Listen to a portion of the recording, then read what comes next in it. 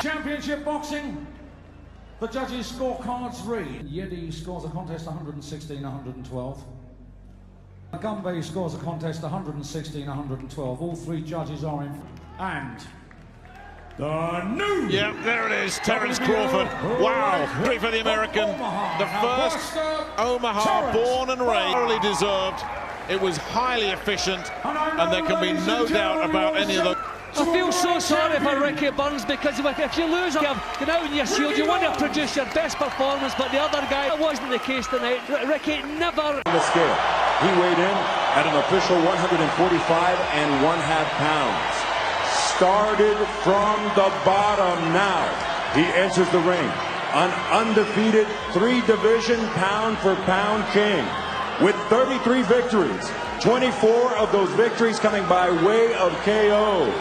The former lightweight, former undisputed super lightweight, and tonight, making the first defense of his WBO welterweight championship of the world. Born, bred, and repping Omaha, Nebraska, Terence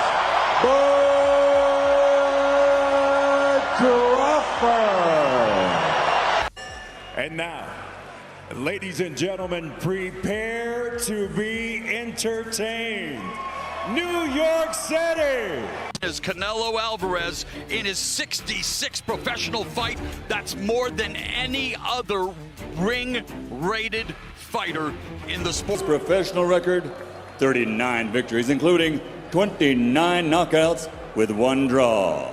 From Guadalajara, Jalisco, Mexico, the reigning, defending, undefeated WBC Super Welterweight Champion of the World, Saul Canelo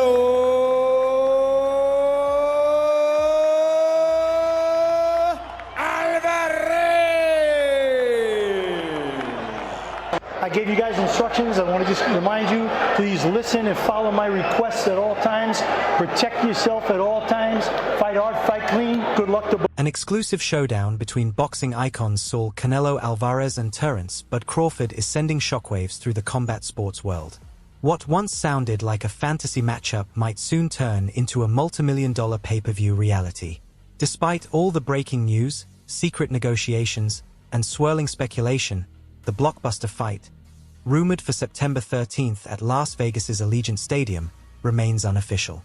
If both megastars sign the deal, this luxury fight night could rival the legendary Mayweather vs. Pacquiao event. But insiders warn, it's a gamble, fragile, unpredictable, and full of red flags. Today, we're breaking down the full story and the 5 biggest concerns experts are whispering about behind the scenes.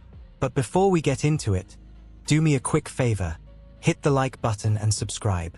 Nearly 98% of viewers watch without subscribing, and it helps a ton. Done? Perfect. Now, let's dive in. Here's the twist. Before Canelo can even dream of a mega fight with Crawford at Allegiant Stadium, he has to survive a dangerous test this May. His opponent? Undefeated IBF Super Middleweight Champion William Skull. On paper, it's being sold as just another tune-up for Canelo's traditional Cinco de Mayo spotlight. But insiders know better. Skull may not be a household name, but in elite boxing circles, he's a skilled, dangerous threat, anything but a routine payday. The Cuban-German powerhouse just earned a hard-fought win over Vladimir Shishkin, grabbing the IBF title. Canelo gave up when he chose a more profitable fight with celebrity boxer Edgar Berlanga. Now, Skull isn't just active, he's validated, confident, and riding a wave of momentum. For Canelo, this isn't just another fight. It's a high-stakes showdown with massive financial implications and real risk-reward consequences. And here's the catch: Canelo needs this belt back. Reclaiming the IBF Reclaiming the IBF title would restore Canelo's undisputed status at 168 pounds, making a potential showdown with Crawford even more historic. But boxing is never a sport that sticks to the script. If the fight with Skull drags into deep waters, if there's a cut, a hand injury, or even a controversial decision, everything planned for September could unravel. Canelo isn't getting younger. At this stage of his career, every grueling war leaves scars that recovery time alone can't erase. Then comes the politics. Skull is a mandatory opponent, and sanctioning bodies rarely tolerate shortcuts from their champions. Should Canelo struggle, look lackluster, or take damage, negotiations with Crawford could stall, shift, or collapse altogether. This fight isn't just a stepping stone, it's a trapdoor. One wrong move in May, and a $150 million mega fight could disappear in an instant. On the other side, we have Terence "Bud" Crawford. As brilliant as he is, the surgical precision, the freakish switch hitting, the mental dominance, time isn't on his side either. Since 2020, Crawford has averaged just one fight per year. While his performances, especially the Errol Spence Jr. Masterclass, have been emphatic, the long gaps between fights have grown harder to ignore. At 37, Bud is older than Canelo, less active, and stepping into uncharted physical territory.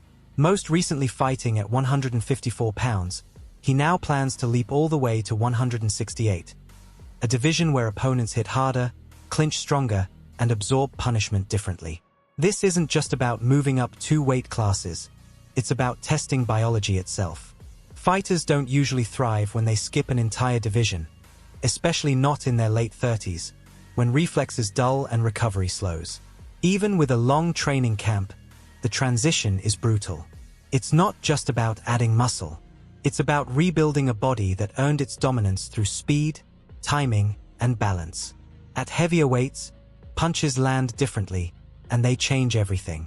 At 168, punches don't come faster, they come later, and they land harder. The real question: will Bud still be the counterpunching genius he was at 147? Or will the added weight dull his reactions just enough for Canelo to land the shots that matter? And then there's the mental toll of inactivity.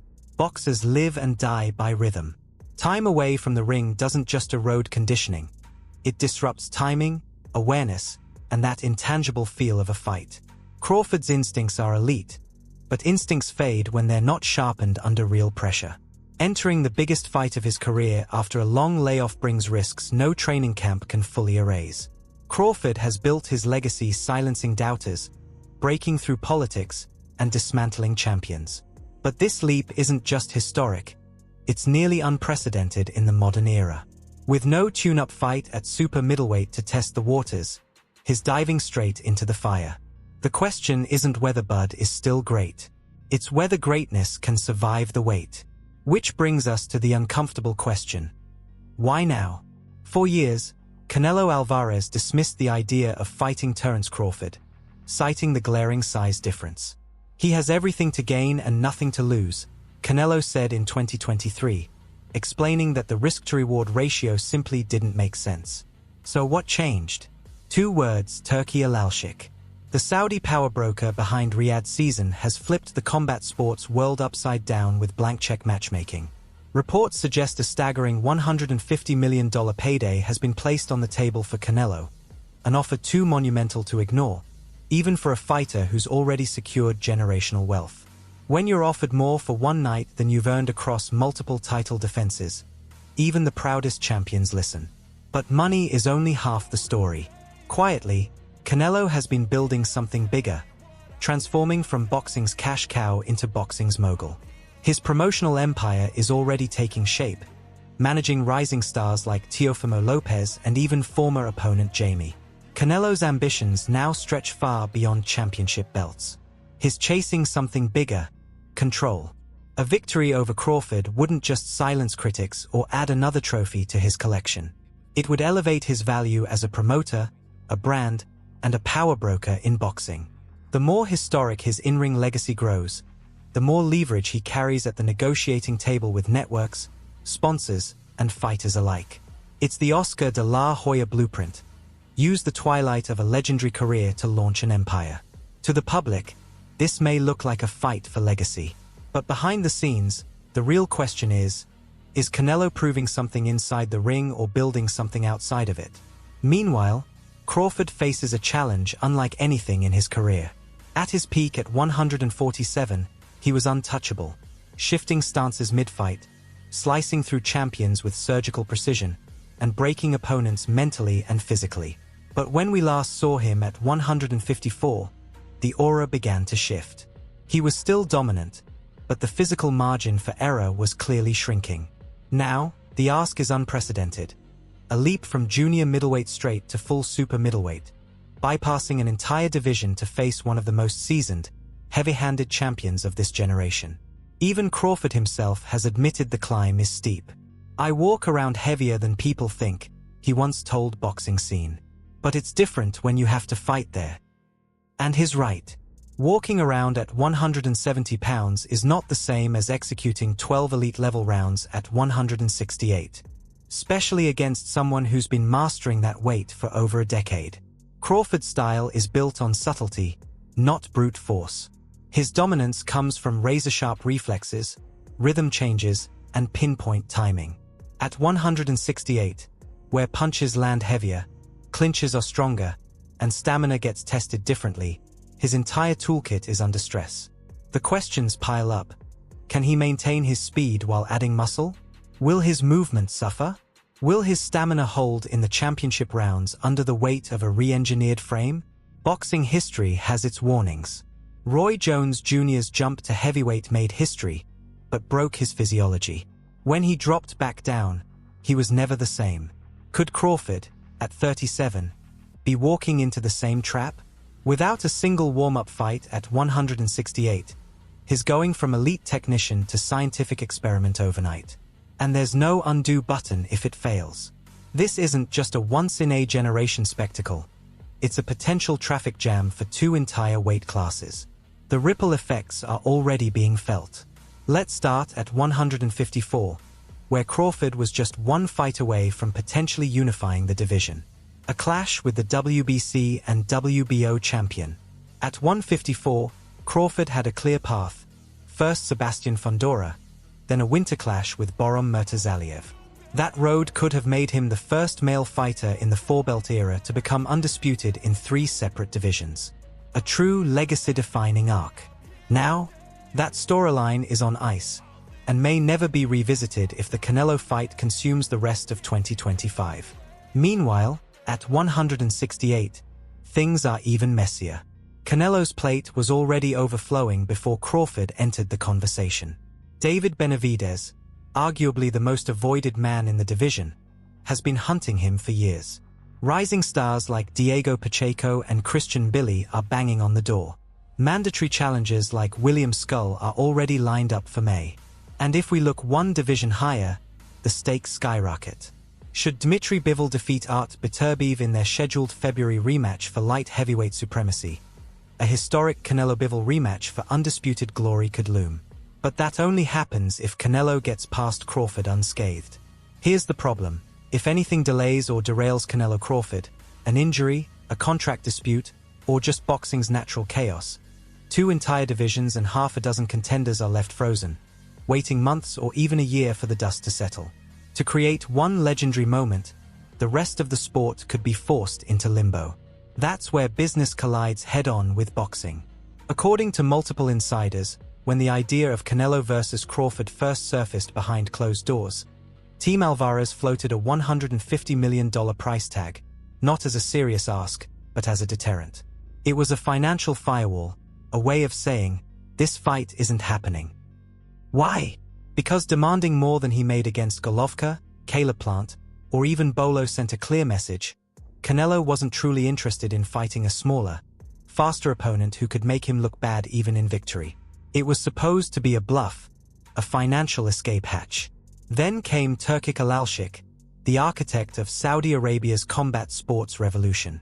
Backed by oil wealth and a limitless combat budget, he didn't negotiate. He met the number instantly. Suddenly, the impossible became real.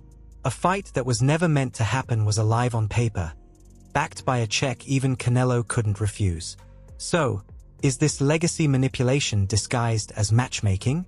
A clever way for Canelo to take a damned if you do, damned if you don't fight, but only if the payday is so massive, the risk becomes worth it?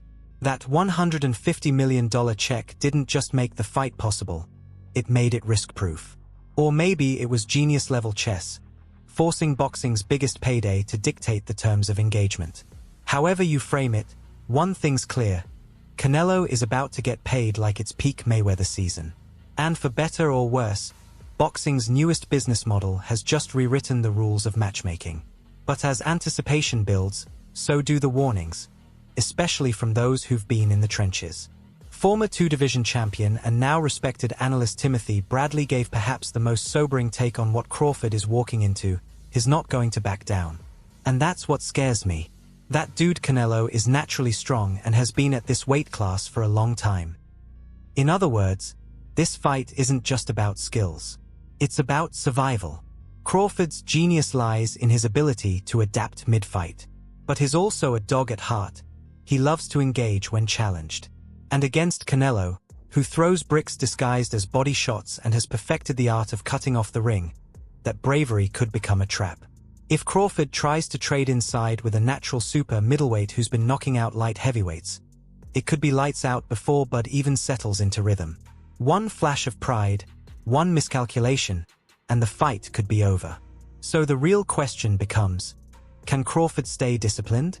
Or will he get drawn into a shootout with the bull? And here's how you know this